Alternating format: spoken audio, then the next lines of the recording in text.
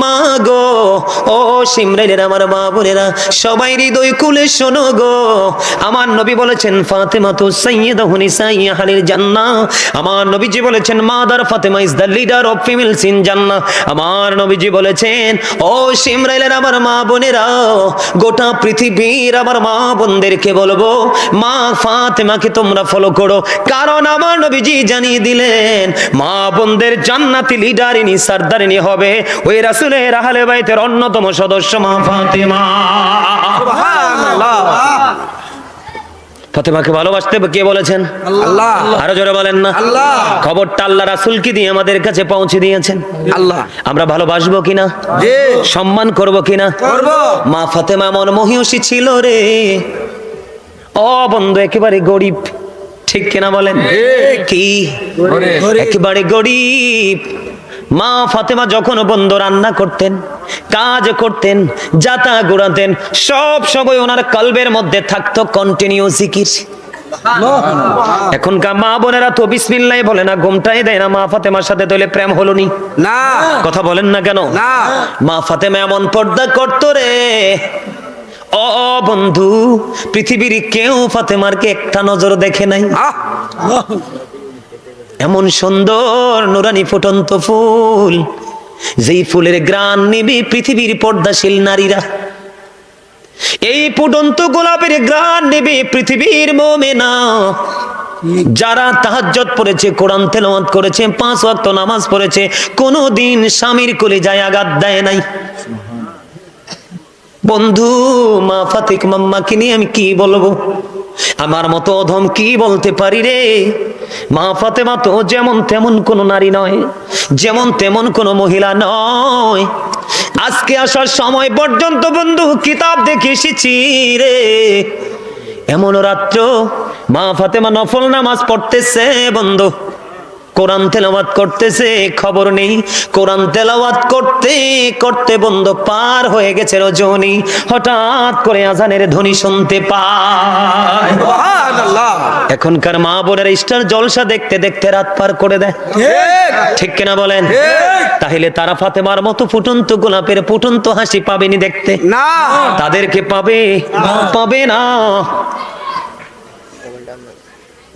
ও বন্ধু মা ফাতেমাকে পাবেন। আমার দিকে তাকান, আওয়াজ শুনে শুনে বাড়িতে গিয়ে মা চাচি দাদিদেরকে বলবেন, ফুফুদেরকে বলবেন, খালাদেরকে বলবেন সারাটা রাত বন্ধু কোরআন তেলাওয়াত করতো। আর তিনি নারীদের জানেন আল্লাহ রাব্বুল আলামিন সৃষ্টি থেকে নারীদের একটা সমস্যা আছে শরীরে, প্রতি মাসে কিন্তু একবার হয়। এমন কোন সমস্যা ছাড়া সহজে মা ফাতেমা রোজা ভাঙতেন না। সুবহানাল্লাহ। কথা বলেন না কেন? প্রায় প্রতিদিন তিনি বন্ধ রোজা রাখতেন, তাহাজ্জুদ পড়তেন, 5 ওয়াক্ত নামাজ পড়তেন।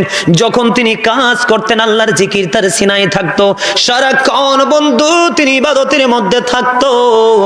ও বন্ধু ফাতেমা একদিন কান্দে, নামাজের মুসল্লায় বসে বসে কান্দে। দেখেন এখনকার যুগের নারীরা ম্যাক্সিমাম নারীদের অত্যাচারের শিকার স্বামী। কারেক্ট। কথা কান না কেন? স্বামীকে কুত্তার বাচ্চা পর্যন্ত এখনকার নারীরা বলে, থাপ্পড় পর্যন্ত দেয়। দেয় কি দেয় না? আপনাদের সিমরাইলে হয়তো নাই রে, আমার জীবনে কত দেখছি বন্ধু কোমরে কাপড়টা গেঁথে স্বামীকে মেরেছে, টাকার জন্য, পয়সার জন্য, বাবার বাড়ি যাওয়ার জন্য। আবার আমি বলছি না যে পুরুষরাও ভালো, কিছু কিছু পুরুষ আছে বেয়াদব, নিজেরটা ছাড়া বিবিরটা বোঝে না। আছে না নাই? এটা কখনোই বন্ধু সুন্দর দাম্পত্য জীবন হতে পারে না। আমার দিকে তাকান বন্ধু, মা খাতুনে জান্নাত ফাতেমা নামাজে বসলো। নামাজে বসে নামাজ তিনি শেষ করলেন। অত্যন্ত গুরুত্বপূর্ণ কথা বন্ধু শুনবেন। তিনি কি করলেন?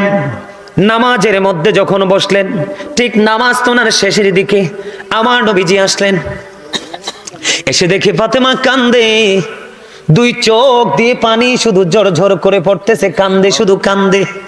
নবীজি মা ফাতেমার চোখের পানি তো সহ্য করতে পারতো না, কারণ এত বেশি ভালোবাসতো রে। ও বন্ধু আপনারা জানেন মেয়েকে কেমন ভাবে ভালোবাসতেন, জান্নাতের সরদারিনীকে কেমন ভাবে ভালোবাসতেন। নবীজির কাছে যখন কোনো প্রয়োজনে মা ফাতেমা যেতেন, আমি কি একটু বলবো একটা মজার ঘটনা? আপনারা কি বিরক্ত হবেন?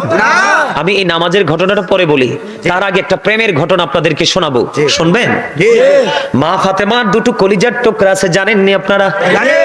আজকে এই গ্রামে, সিমরাইল গ্রামের অসংখ্য যুবকের মাঝে আমি কিছু যুবক দেখতে পাইছি, শুরু থেকে আমার কাছে বসেছো, আমার দিকে পলকহীন দৃষ্টি দিয়ে আলোচনা শুনেছো। যুবক বন্ধু, আমি তোমাদেরকে শুধু যুবক বলবো না, আমি বন্ধু বলে সম্বোধন করলাম। হুজুর কেন গো?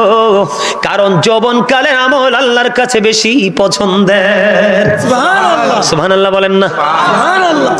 তোমাদেরকে আমি আরেকটা মজার খবর দেই রে, আমার নবীজি আরেকটা মজার খবর দিয়েছেন। যুবক যারা যৌবনকালে পা রেখেছো, তোমাদেরকে বলছি শুধু আজকের জন্য নয়, রাসূল বলেছেন আল হাসান ওয়াল হুসাইন সাইয়্যিদা শাবাবি আহলিল জান্নাহ। আমার রাসূল বলেছেন ইমাম Hasan and Husain are the leader of younger people in জান্নাহ। আহারে সিমরাইলের যুবক, কেমন করে বাড়ি বসে আছো রে? আমার নবীজি জানিয়ে দিয়েছেন, যুবক তোমরা যারা যৌবনকালে রাসূল প্রেমে পড়েছো, নবীর আহলে বাইতের প্রেমে পড়েছো, তাদের আদর্শ লালন করে বাস্তবায়ন করছো। নবীজি বলতেছে রে যুবক শুনে রাখো, আমার নবীজি বলতেছে তোমরা কোনো টেনশন করো না, কাল হাসুরের দিন জান্নাতে তোমরা দেখতে পাবে তোমাদের লিডার হয়ে যাবে, তোমাদের জান্নাতের নেতা হবে আমার কলিজার টুকরা, দুই কলিজার টুকরা ইমাম হাসান হুসাইন ফাতেমার সুযোগ্য সন্তান। সুবহানাল্লাহ। আমি আপনাদেরকে একটা মজার খবর শোনাই বন্ধু, অত্যন্ত প্রেমময়। ইমাম হুসাইন বন্ধু ছোট্ট, ইমাম হুসাইন বন্ধুদের সাথে একটু খেলতে যাবে। যাওয়ার সময় মাকে এসে বললেন, মা গো আমি একটু খেলতে যাই, খেলা শেষ করে আসলে তুমি আমারে আপেল খাওয়াতে হবে। আল্লাহু আকবার বলেন না? সুবহানাল্লাহ বলে। কিন্তু হাদিস শরীফের মধ্যে এসেছে তখন মদিনার কোথাও কোনো আপেল নাই, মদিনার কোথাও কোনো আপেলের ব্যবস্থা নাই। এখন ইমাম হুসাইন এসে বললেন, মা মা গো খেলাটা শেষ করে আসি গো মা, আসার পরে আমারে আপেল দিতে হবে। ওই যে মা ফাতেমা সঙ্গে সঙ্গে বলছেন, যাও বাবা খেলা শেষ করে আসো গো, আমি তোমাকে আপেল দিব। কিন্তু বন্ধু মদিনার কোথাও তো আপেল নাই। ইমাম হুসাইন তো খেলতে চলে গেল। মা ফাতেমা আবার হঠাৎ করে চিন্তা শুরু করে দিলেন, আমি মা কখনো সন্তানের কাছে আমি ছোট হতে পারবো না, মিথ্যাবাদী হতে পারবো না। এখনকার বাবা মা সন্তানের সাথে কত ফাইজলামি করে কি করে না? দেখেন তাদের আদর্শ কি, তাদের থেকে শিক্ষা নেওয়া উচিত আমাদের বাবা মা যারা হয়েছে আমরা। এবার মা ফাতেমা চিন্তা করতে করতে বিভোর হয়ে গেলেন। ওনার ললাটের মধ্যে বন্ধু ঘাম চলে আসলো, দৌড়ে চলে গেলেন। মা ফাতেমার ঘর আর নবীজি রওজা কিন্তু বেশি ডিস্টেন্স ছিল না। শেষ করে দিতাম না না, আমি আমার কিন্তু একটা অভ্যাস আছে, আমার ডানে বামে যে বসবো কানে কানে কথা কোন যেত না, যা কইতে হইব স্বাস্থ্য ভাই আমার লগে ডাইরেক্ট। চাচারা কি কোন, ভাইরা কি কও? এবার কি করলেন মা ফাতেমা, চিন্তা করলেন সমাধান হতে পারে, বাবার কাছে যাই। দৌড়ে চলে গেল বাবার কাছে রে, আমার প্রাণে নবীর কাছে বন্ধু। যাইতে দেরি, নবীজি বসা ছিলেন এমন একটা চেয়ারের মধ্যে বন্ধু। মা ফাতেমাকে দেখতে দেরি রে, নবীজি দাঁড়াইতে দেরি করে না, নবীজি দাঁড়িয়ে গেলেন। এবার মা ফাতেমার কপালের দিকে, ললাটের দিকে তাকিয়ে দেখলেন ঘাম, চিকন ঘামে ভিজে গেছে। আম্মা আপনার কি হয়েছে? আপনাকে তো পেরেশান মনে হয় কেন? বাবা গো, ও বাবা সমাধানের জন্য এসেছি গো বাবা। আম্মা বলেন আপনার কি সমস্যা? বাবা গো আপনার কলিজার টুকরা হুসাইন বলেছে খেলতে যায় একটু, আসার পরে নাকি আপেল দিতে হবে। বাবা বাবা গো আমি তো রাজি হয়ে গেছি গো বাবা, কিন্তু রাজি হওয়ার পরে চিন্তা করে দেখলাম মদিনার কোথাও তো আপেল নাই, এখন তো আপেলের সিজন না। বাবা আমি মা কি করব? বন্ধু বাবা এবং মেয়ের মধ্যে আলাপ আলোচনা চলতেছে, চলতে দেরি রে হঠাৎ করে চাইয়া দেখলেন জিব্রাইল একটা আপেল নিয়ে নবীজির সামনে হাজির। জোরে জোরে বলুন না সুবহানাল্লাহ। বন্ধু জিব্রাইল চলে আসলেন। হাদিস শরীফের মধ্যে আপেলটা দেখতে পৃথিবীর আপেলের মতো, আমরা যেমন আপেল খাই। এবার বললেন আমার জন্য 2টা বাটি লাগবে, একটা চাকু লাগবে। মা আয়েশা সিদ্দিকা রাদিয়াল্লাহু তাআলা আনহার ঘরে চলে গেলেন। ওখান থেকে 2টা বাটি একটা চাকু নিয়ে আসলেন বন্ধু, আপেলটাকে অর্ধেক করলেন, মাঝামাঝি করে অর্ধেক কাটলেন, কাটার পরে অর্ধেকটা বাটির মধ্যে বসাইয়া দিলেন, আরেকটা বাটি দিয়ে ঢেকে দিলেন। ওনাকে বলে দিলেন প্রতিদিন একবার শুধু ঢাকনাটা সরানো যাবে, 2 বার নয়। আর অর্ধাংশ নবীজির পবিত্র হাত মুবারকে তুলে দিল, তুলে দিতে দেরি বন্ধু এবার দিলেন, এই আপেলটা আপনারা সবাই মিলে খাবেন বন্ধু। মা ফাতেমা ছোট্ট করে বলছে, কারণ আমার অনেক লম্বা আলোচনা বাকি রয়ে গেছে। এবার আপেলটা নিয়ে চলে গেল, ও বন্ধু সবাই মিলে খাইলেন। যদিও দেখতে পৃথিবীর আপেলের মতো, কিন্তু পৃথিবীর আপেলের স্বাদ হলো জান্নাতি আপেলের স্বাদ। সবাই মিলে খাইলেন। ইমাম হুসাইন চলে আসলো, আসার পরে আপেল খাইতে দিলেন। আপেল যখন ইমাম হুসাইন রাদিয়াল্লাহু তাআলা আনহু খাইলো, খাওয়ার পরে আবার একটা ডাক দিয়ে বলল, মা, মা গো, এত মজার আপেল আমার জীবনে কোনোদিন আমি খাইনি গো মা, এত মজার আপেল আর কোনোদিন কেন দেওনি? এখন থেকে প্রতিদিন আমার এই আপেল দিতে হবে। আরেকটা মুশকিল নেই, কথা কর না কেন? এবার মা ফাতেমাকে বলল, মা গো, এই আপেল তুমি কোত্থেকে আনছো? বাবা, আমি আনিনি, এই আপেল তোমার নানার কাছে এসছে জান্নাত থেকে। একটা দৌড় দিছে নানার কাছে, গলা জড়িয়ে ধরে বলে, নানা, নানা গো, ও নানা, আমার আবদার নিয়ে এসছি গো নানা। নানা প্রতিদিন এখন থেকে আমাকে আপেল দিতে হবে। আমার নবীজি রাজি হয়ে গেলেন। ওই যে রহস্য বন্ধু, পুরো বাটির মধ্যে অর্ধেকটা আপেল। এবার কি করলেন? দিন বন্ধু শেষ হয়ে গেল, রাত্র ফুরিয়ে গেল। পরের দিন মা খাতুনে জান্নাত ফাতেমা বাটিটা সরালো। এবার বাটি সরাইয়া দেখে ওই অর্ধেকটা আপেল পুরো আস্তা হয়ে আছে। আমার নবীজিকে ডাক দিয়ে বললেন, ইয়া রাসূলুল্লাহ, প্রতিদিন যখন ঢাকনাটা সরাবেন তখন দেখবেন আপেলটা আস্তা হয়ে আছে। এখান থেকে সোজা সুজি করে অর্ধেকটা কাটবেন, কেটে সবাই খাবে, আর অর্ধেকটা ঢেকে দিবে। এমনি করে করে বন্ধু পরের দিন সরালেন বন্ধু আবার আস্তা, এর পরের দিন সরালেন আবার আস্তা। এমনি করে করে 2 বছর পর্যন্ত আপেল বাটির মধ্যে ছিল, কিন্তু প্রতিদিন আপেল খেয়েছে ঠিকই, স্বাদ ছিল প্রতিদিন আলাদা আলাদা। 2 বছর পরে বন্ধু আল্লাহর কুদরতি ভাবে বাটি থেকে আপেলটা অদৃশ্য হয়ে গেছে। আপনি আমি সারাদিন চিল্লাইলে আইবনি কিছু না। এই জন্য তাদের থেকে শিক্ষা নেওয়া উচিত, তাদের থেকে জেনে নেওয়া উচিত। মায়ের লজ্জায় পড়ে গেছে, আরে নাই তো কি করব। কিন্তু এখনকার মা তো একটা সত্যকে, একটা মিথ্যাকে ঢাকার জন্য আরো 1 ডজন মিথ্যা আগে রেডি করে। কথা বলেন না কেন? সন্তান শিখবি কোত্থেকে? আমার কথা কি বোঝেননি? দেখেন তাদের মধ্যে বন্ধু ত্যাগের শিক্ষাটা কেমন ছিল। বর্তমানে এই ট্রেনিংটা হলো বর্তমান যুগে নারীদের জন্য স্বামীর প্রেমটা কত বোঝানোর জন্য। মা ফাতেমার জীবনে এমন কোন আদর্শ নাই যেটা আপনার আমার জীবনে প্রয়োজন নেই। জায়নামাজের মধ্যে মা ফাতেমা কান্দে, নবীজি যায় দেখলো চোখের পানি পড়ে বন্ধু। মা গো, কেন আপনি কান্দেন? বাবা, বাবা গো, আমি কান্দি আমার স্বামীর দুঃখে। আরে সুবহানাল্লাহ বলেন না। এখনকার যুগের কয়টা নারী কান্দে স্বামীর জন্য? কথা বলেন না। মা কেন কান্দেন স্বামীর জন্য? বাবা গো, আমার স্বামীটা 2 দিন 3 দিন 4 দিন পর্যন্ত আনাখানা থাকে, উপাস থাকে, এটা সহ্য করতে পারি না, আমি বিবি হিসাবে সইতে পারি না গো বাবা, এই জন্য আমি কান্দি। এবার আমার নবীজি বললেন সঙ্গে সঙ্গে ফাতেমাকে, মা আপনি আপনার জায়নামাজের একটা কোনা উল্টে দেন, ভেঙে দেন। বুঝে নেন, যখন মা ফাতেমা যখন জায়নামাজের একটা কোণ যখন ভেঙে দিল, ভেঙ্গে দিতে দেরি রে, এবার চাইয়া দেখে স্বর্ণের বন্ধ স্রোত বয়ে যাচ্ছে। জোরে বলেন না আল্লাহু আকবার।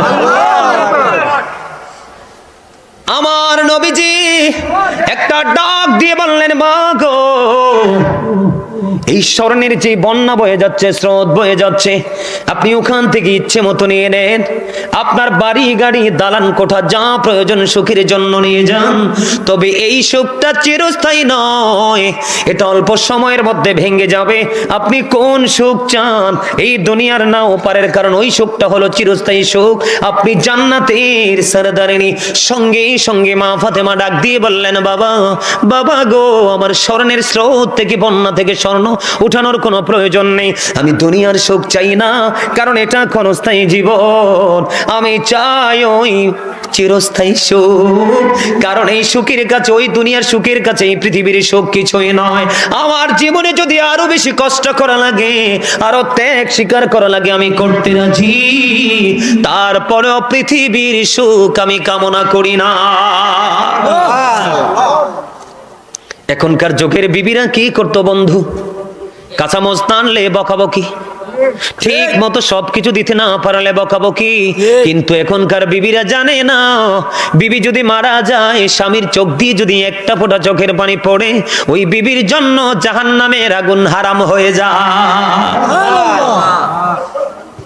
মা ফাতেমার জীবন থেকে বন্ধু শিক্ষা। বন্ধুরি আমার, এমন ভাবে তার অভাব অনটনের মধ্যে জীবন যাপন করত, তারপরেও পৃথিবীর লোভ লালসা তারা সুখ শান্তি কামনা করে নাই। বন্ধু কিতাব প্রমাণ করেছে, তারা যখন পোশাক পরতেন, মাথা ঢাকতে গেলে পা উদাম হয়ে যেত, পা ঢাকতে গেলে মাথা উদাম হয়ে যেত। এত শর্ট কাপড়ে আবৃত হয়ে স্বামী স্ত্রী জীবন যাপন করেছে। বন্ধু খাবারের যন্ত্রণায় ঘরের মধ্যে পড়ে আছে, নবীজি এসে দেখলেন তারা খাবারের যন্ত্রণায়, খাবারের কারণে কাতর। দেখলেন তাদের পরনে বস্ত্র পর্যন্ত নেই, তাদের অঙ্গ ঢাকার জন্য নবীজির পাগড়ি মোবারক পর্যন্ত তাদেরকে দিয়েছে। খাবারের জন্য যখন চাইলেন, এবার বন্ধু তিনি বললেন, মা রে, আমিও তো আজকে 3 দিন ধরে কিছু খাই না।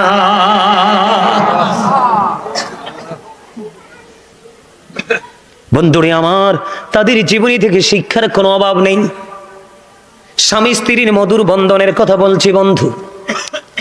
একদিন হযরতে আলী ঘরে ছোট ছোট ছোট্ট ছোট্ট ফুটফুটি দুটো কলিজার টুকরা সন্তান আছে, ইমাম হাসান হোসেন। তাদের খাবারের কোনো বন্ধু ব্যবস্থা নাই। সারা দিন ঘুরলেন, কোনো কাজের ব্যবস্থা হলো না। রাত্র হয়ে গেল, ইমাম হযরতে আলী রাদিয়াল্লাহু তাআলা আনহু চিন্তা করলেন, দেখা হলো। মা ফাতেমা দেখলেন স্বামীর চেহারাটা একটু মলিন হয়ে আছে। কি হয়ে আছে? একটু মলিন। ভারাক্রান্ত হৃদয় নিয়ে ঘরে ঢুকলো। ঢোকার পরে মা ফাতেমা দেখে স্বামীর চেহারা মলিন দেখে সহ্য করতে পারলো না। একটা ডাক দিয়ে বললেন, স্বামী গো, আপনি টেনশন করবেন না, আমার কাছে একটা চাদর আছে। কি আছে? চাদর। আমার কাছে একটা সুন্দর চাদর আছে, এটা আপনি নিয়ে যান, এটা দিয়ে কিছু খাবারের ব্যবস্থা করে চলে আসেন। সমস্যা না, ওই পদে চাউল হয় না, একটা ইউনিট গেছিল, ঠিক হয়েছে। ও আচ্ছা আচ্ছা আচ্ছা, কথা বুঝেননি? আমাদের দেশের এখনকার যুগের বর্তমান সব স্ত্রীরা কিন্তু এমন না, ভদ্রতা অবশ্যই আছে। স্বামী প্রেমিক আছে না? স্বামীকে না খাওয়াইয়া বিবি খাবে না, এমন বিবি আছে না? যদি না থাকতো পৃথিবীও থাকতো না। কথা বলেন না কেন? স্বামীর গায়ে আঘাত লাগলে সেই যন্ত্রণা বেশি আঘাত করে, সেই যন্ত্রণা বেশি দেয় বিবিকে, এমন বিবি আছে না? আপনাদের গ্রামে খোঁজে দেখেন, আছে। আর ম্যাক্সিমামই কিন্তু স্বামীরে মারতে ধরে, ঝগড়া তো কোনো শেষই নাই। ঠিক কথা কন না কেন? আমরা যে বাসায় থাকি আর কি, কইতাম নি রে, আমরা যে বাসায় থাকি বুঝছেন নি, আমরা যে ইউনিটে থাকি, সেই পাশের ইউনিটে একটা বাচ্চা, আমার বাচ্চার চেয়েও ছোট। তো আমার বোন বড়, ওর বাচ্চার প্রায় বয়স 10 বছর। তো বারান্দা দিয়ে বুঝছেন না, কাছাকাছি তো ইউনিট। তো আমার বোন এই বাচ্চাটাকে প্রশ্ন করছে, বাবু তোমার নাম কি? তুই একটা কুত্তার বাচ্চা। নাউজুবিল্লাহ বলবেন না। এই কথাটা যদিও খারাপ, আমি আপনাদের সামনে বলছি কেন জানেন? আমি কিন্তু সারা দিন এই শব্দটা নিয়ে শুধু গবেষণা করলাম। যখন আমার কাছে আসলো যে ছোট্ট বাচ্চাটাকে জিজ্ঞেস করলো তোমার নাম কি বাবু, সে পাল্টা জবাব দিল তুই কুত্তার বাচ্চা। শব্দটা কি অত্যন্ত বিশ্রী না? কথা বলেন। সারা দিন আমি গবেষণা করলাম, কোনো উত্তর আমার ব্রেইনে আসে না। পরে বিকেলে যখন আমি গাড়িতে উঠলাম, মাহফিলের জন্য রওনা দিলাম, গাড়িতে উঠে তাদের সাথে, ড্রাইভারের সাথে, সবার সাথে বিষয়টা শেয়ার করলাম। আসলে এটা কেন হতে পারে? এতটুকু বাচ্চা এই শব্দটা শিখলো কোত্থেকে? এত নোংরা শব্দ। তখন আমার ড্রাইভার সাহেব বলতেছে, হুজুর আমার কাছে মনে হয় ওরা স্বামী স্ত্রীর মধ্যে কোনো মিল মহাব্বত নেই। আমার কাছে মনে হয় ওদের মধ্যে গরমিল আছে, যেই কোনো বিষয় নিয়ে ওরা ঝগড়া হয়, ওরা আমার মনে হয় স্বামী স্ত্রীকে অথবা স্ত্রী স্বামীকে প্রায় কুত্তার বাচ্চা বলে গালি দেয়। অন্যথায় এই ছোট্ট বাচ্চা কিন্তু কুকুরের বাচ্চা শিকার কথা। মা ফাতেমার জীবন আদর্শের সাথে কিন্তু এই কথাটা আসে। তো এখনকার স্বামী স্ত্রী ভালো না, এই জন্য ছেলেরাও ভদ্র হয় না, মেয়েরাও ভদ্র হয় না। বন্ধুরে আমার, দেখেন তাদের পাওয়ার, তাদের মর্যাদা কত বেশি বন্ধু। এবার মা খাতুনে জান্নাত ফাতেমা যখন চাদরখানা দিল, স্বামী হযরতে আলী আহলে বাইতের অন্যতম সদস্য, ইসলামের চতুর্থ খলিফা, এবার কি করলেন? তিনি বন্ধু ইহুদির কাছে চাদরটা দিলেন। এক ইহুদির কাছে চাদরখানা দিয়ে ওখান থেকে কিছু দিরহাম নিলেন, নিয়ে বন্ধু খাবার ব্যবস্থা করলেন, খাবার নিয়ে আসলেন। খাবার নিয়ে যখন আসতেছে, মা খাতুনে জান্নাত ফাতেমা বাচ্চাদের জন্য খাবার তৈরি করতেছে। রাত্র যখন গভীর হয়ে গেল, রাত্র যখন একেবারে গভীর হয়ে গেল, গভীর রজনীতে ইহুদির বিবি কি করছেন? আলমিরার মধ্যে বন্ধু মা ফাতেমার চাদরখানা যত্ন করে রাখলেন। মন দিয়ে শোনেননি কথা? আমি বিশেষ করে আজকের আলোচনাটা আমার মা বোনদের জন্য করছি। মা গো, একটু হৃদয় খুলে শোনো। মা ফাতেমাকে যদি পেতে চাও তোমাদের জান্নাতে সারদারিনী লিডারিনী হিসাবে, তাহলে মা ফাতেমাকে তোমাদেরকে ফলো করতে হবে। এবার কি করলেন? মা ফাতেমার স্বামী তো তিনি কিছু দিরহাম পেলেন, এখান থেকে খাবার নিয়ে আসলেন, খাবার জোগাড় নিয়ে ব্যস্ত। ওই দিক দিয়ে ইহুদি যখন চাদরটা নিয়ে গেল, ইহুদির বিবি অন্ধকার রুমের মধ্যে আলমিরার মধ্যে বন্ধু মা ফাতেমার চাদরটা যত্ন করে রাখলো। রাত্র যখন অন্ধকার হয়ে গেল রে, এবার চাইয়া দেখে আলমিরা থেকে, ওই অন্ধকার রুম থেকে নূরের রোশনি যেন বের হয়ে আসতেছে।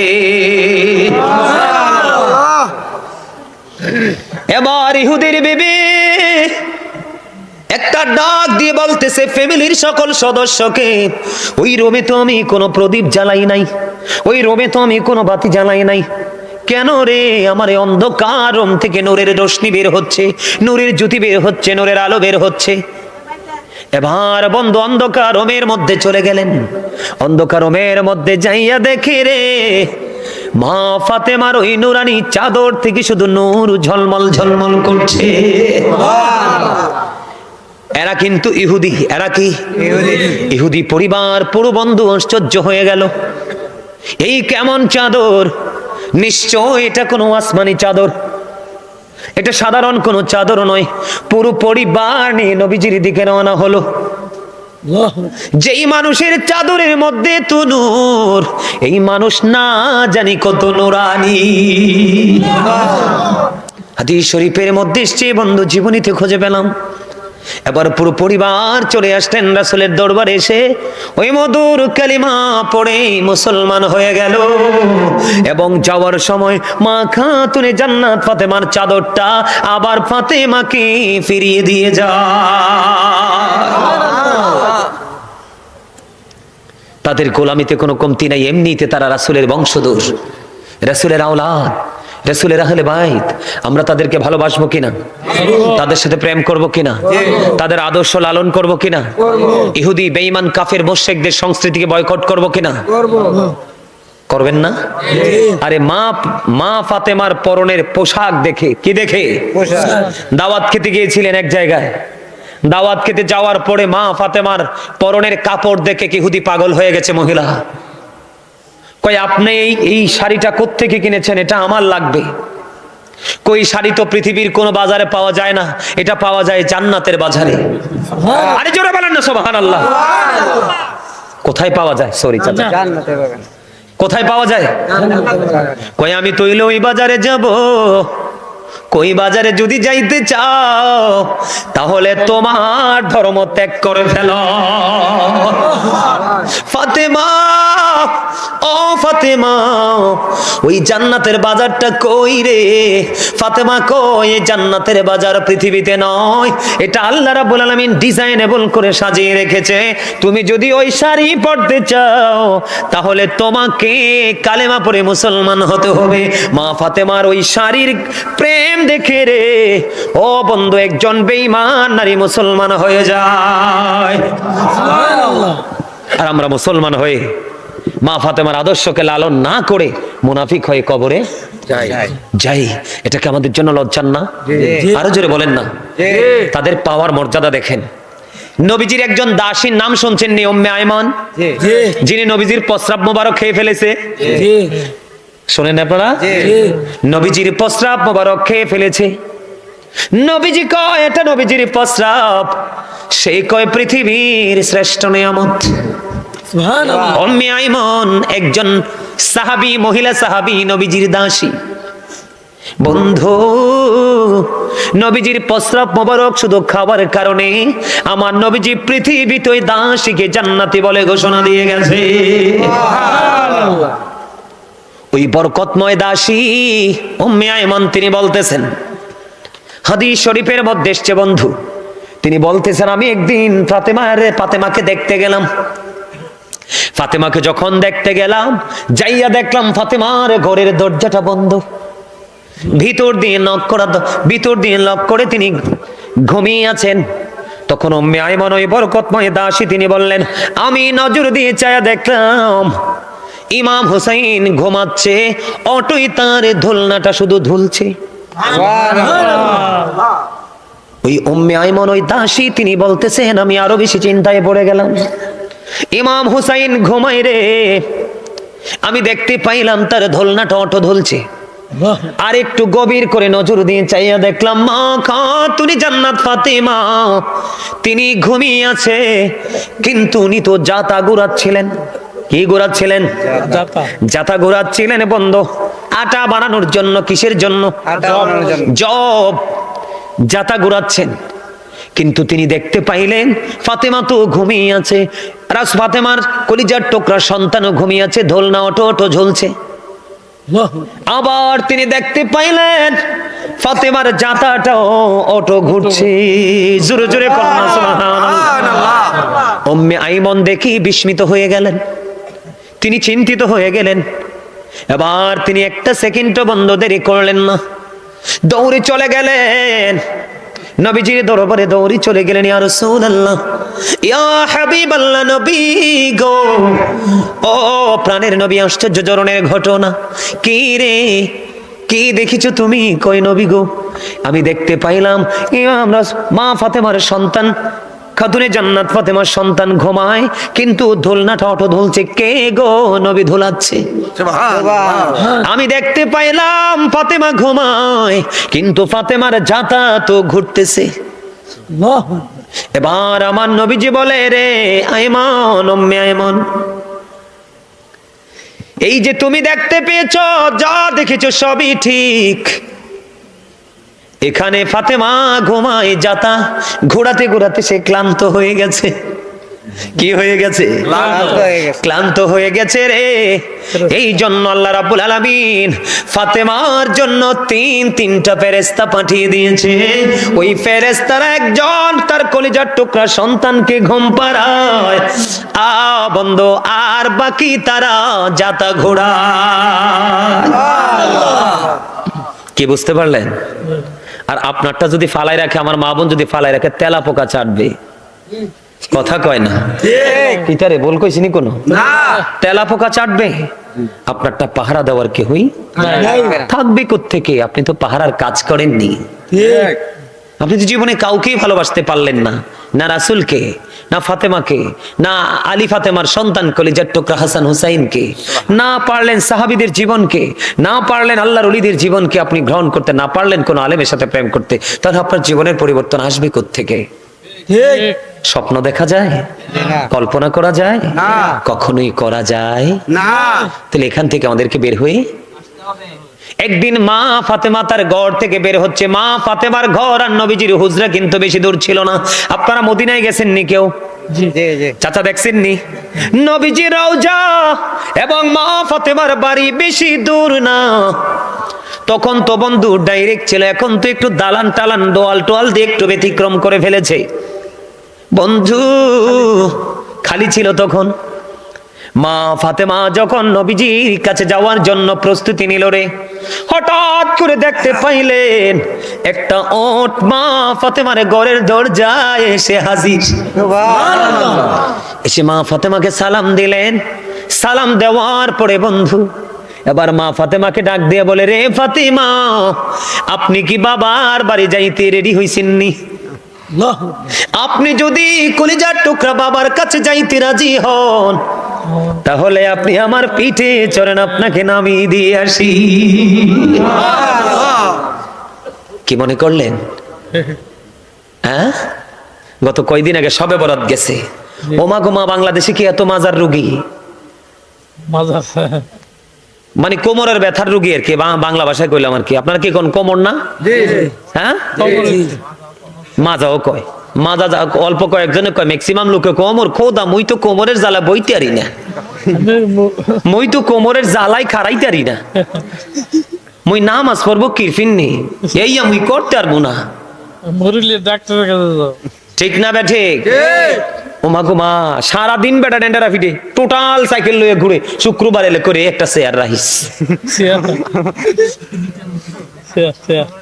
আর মহিলারা যে কত মিছা কথা কয়, কত মিথ্যার অজুহাতে যে তারা নামাজ ছাড়ে, কথা কন না কেন?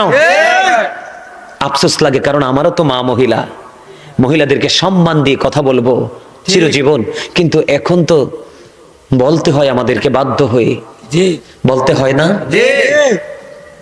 তারা বেয়াদবের মতো চলে, পোশাক পরার পরেও তাদের অঙ্গ দেখা যায়, দেখা যায় না? তারা পোশাক পরে তারপরে তাদের শরীর দেখা যায়। নবীজি বলছে, যে পোশাক পরার পরেও তার পোশাক বডি তোমরা দেখবে, তোমরা বলবে এই নারী পোশাক পরিহিত নারী নয়, সেটা ল্যাংটা নারী। আরো জোরে বলেন না, নাউজুবিল্লাহ। কোন ওয়াজ করতাম করছেন? এই যে মা ফাতেমার জীবনী থেকে মুষ্টিময় কিছু তথ্য দিলাম, আপনাদের কাছে কি ভালো লাগছে না?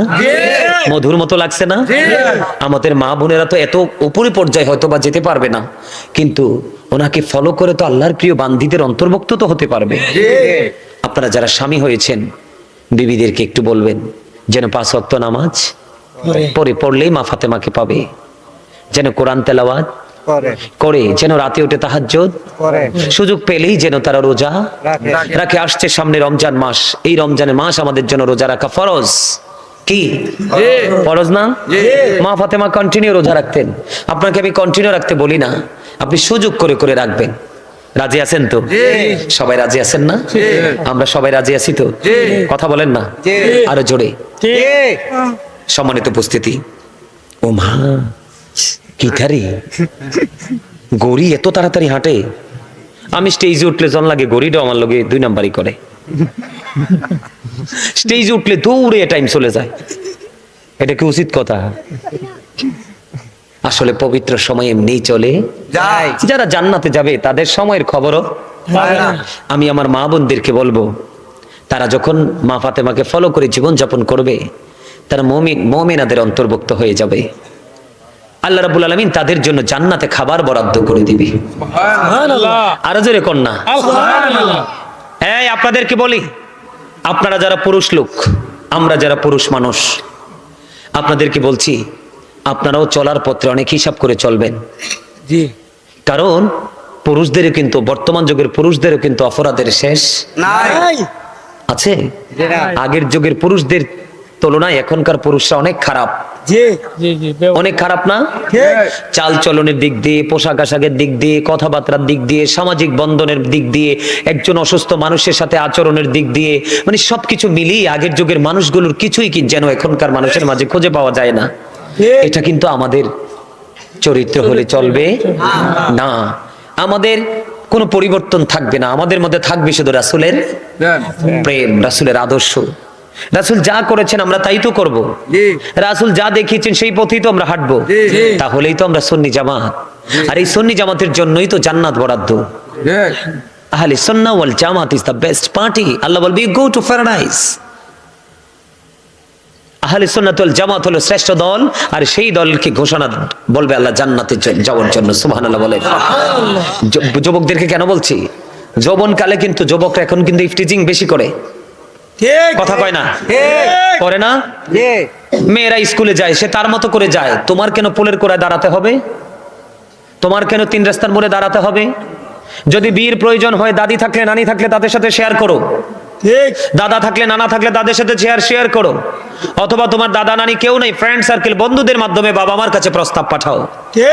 তুমিও কলঙ্কিত হচ্ছ, বাবা মাকেও কলঙ্কিত করছো, অপরাধের বোঝা দিন দিন বেড়েই চলছে।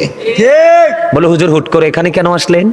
এখানে আসার কারণ হলো, তুমি যদি তোমার এই চক্ষু দুটোকে যদি নিম্নগামী করে চলতে পারো, রাসূল বলেছেন যে ব্যক্তি জীবন ভর তার চক্ষুটাকে নিচু করে জীবন যাপন করতে পারবে, আমি নবী তার জান্নাতের জামিন হয়ে গেলাম। বলে হুজুর শুধু চোখগুলো নিচু রাখলে এত বড় বেনিফিট? ইয়েস। কেননা আপনার আমার অন্তরে যত নোংরামি সব আসে, সব কিন্তু চোখ থেকে আসে, কথা কয় না? আপনি যখন চোখে কোনো নোংরা জিনিস দেখবেন, অটো এটা মনের ঘরে এসে ঠাই নিবে, আর মনের ঘরে এসে বাসা বাঁধলেই কিন্তু নফসের নোংরামি শুরু হয়ে যাবে। এই জন্য রাসূল বলেছে চক্ষুটাকে নিচু করে রাখো। যুবক, তোমাদের জন্য জান্নাতি হুর আল্লাহ বরাদ্দ করে রাখছে, এত সুন্দরী। ওর বডির দিকে তাকাইলে তার শরীরে যে রক্তগুলো চলাচল করে, এটাও তুমি প্র্যাকটিক্যালি দেখতে পাবে। এত সুন্দর হুর তোমার জন্য বরাদ্দ করে রাখছে, একটা দুইটা না, ডজন ডজন। একটার নাম হলো লোভা। একটা হুরের নাম বলছি কি? লোভা। লোভা নামক হুর, সে যখন অন্ধকার, একেবারে গভীর অন্ধকার রজনীতে মুস্কি একটা হাসি দিবে, তার একটা দাঁত যদি কোনো দিক দিয়ে বের হয়, দুটো ঠোঁটের মাঝখান দিয়ে একটা দাঁত যদি বের হয়, ঠিক দাঁতের গ্লেজে পুরো অন্ধকার রাজ্য থেকে আলোয় ভরে যাবে। সুবহানাল্লাহ। এটা চিরস্থায়ী। এই আমার দিকে তাকাও যুবক, বিয়ে করার পরে বিবির সাথে সংসার করো, 1 সপ্তাহ 15 দিন, 1 মাস 2 মাস 3 মাস, সর্বোচ্চ 1 বছর, সর্বোচ্চ সীমা তোমাকে 1 বছর দিলাম। 1 বছর পরে কিন্তু আর ভালো লাগবে না, লাগবে, কারণ শরীরের মধ্যে যা তুমি জমিয়েছিলে সব শেষ হয়ে গেছে। এটা কিন্তু লজ্জার বিষয় নয়, এটা জানার বিষয়। কিন্তু তুমি যখন জান্নাতি যুবক হয়ে যাবে, তোমাকে যখন আল্লাহ জান্নাতি বলে ঘোষণা করে দিবে, তুমি যদি অসংখ্য হুরের সাথে একসাথে আলিঙ্গন করো, তোমার যৌবন কমবে না, বরঞ্চ যতই তুমি আলিঙ্গন করবে ততই বাড়বে। সুবহানাল্লাহ। এই দামি যুবক হয়ে যাওয়ার চেষ্টা করতে হবে। ওই যে লোভা নামক হুর, সে যদি পৃথিবীর দুর্গন্ধময় পরিবেশে যদি একটু যদি তার নিঃশ্বাসটা পড়ে, পুরো সুগন্ধে ভরে যাবে। সুবহানাল্লাহ। এই লোভা নামক হুর যদি একেবারে টাটকা লবণাক্ত পানির মধ্যে যদি একটু থুতু যদি সে নিক্ষেপ করে, একেবারে